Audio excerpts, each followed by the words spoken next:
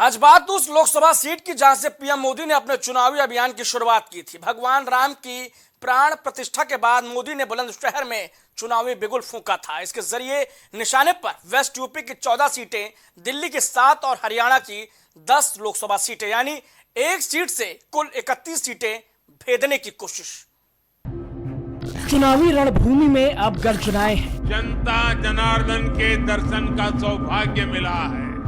हुंकार है, राष्ट्र प्रतिष्ठा को नई ऊंचाई देने का समय है। ललकार है, 19,000 करोड़ रुपए से अधिक के प्रोजेक्ट भी मिले हैं तीरों की टंकार है, और राष्ट्र काज दोनों के लिए अपना जीवन वैसे भी कहा जाता है जो पहले मारे सो वीर। रणभूमि का दस्तूर भी यही कहता है, क्योंकि जंग और प्यार में सब कुछ जायज है।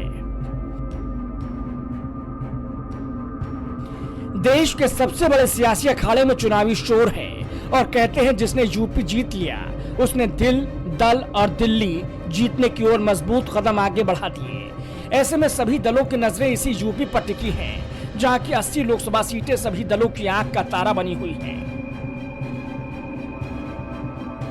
22 जनवरी को राम मंदिर की प्राण प्रतिष्ठा के बाद पीएम मोदी ने सबसे पहले लोकसभा सीट बुलंदशहर का रुख किया था।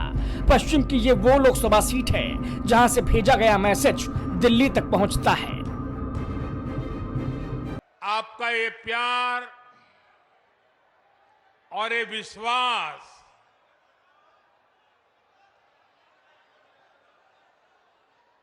जीवन में इससे बड़ा सौभाग्य क्या हो सकता है।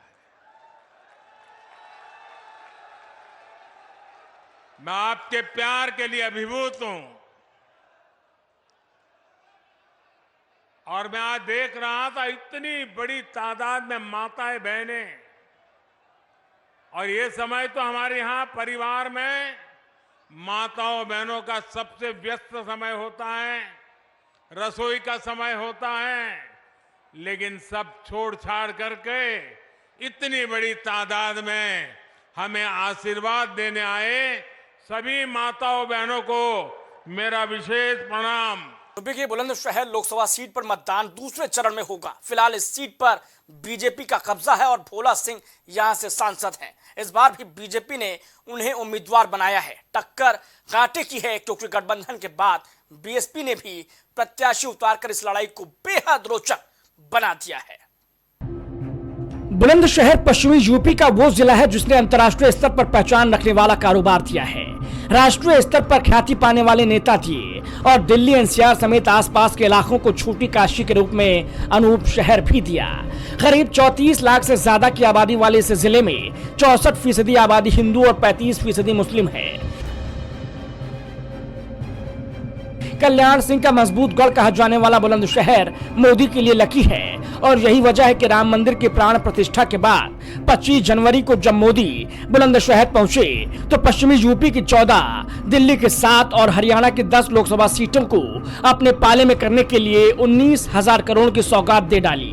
इसके साथ ही उन्होंने पूर्व मुख्यमंत्री कल्याण सिंह का जिक्र भी किया, साथ ही उन्हें भारत रत्न देने का ऐलान भी सार्वजनिक मंच पर कर दिया। इस क्षेत्र ने तो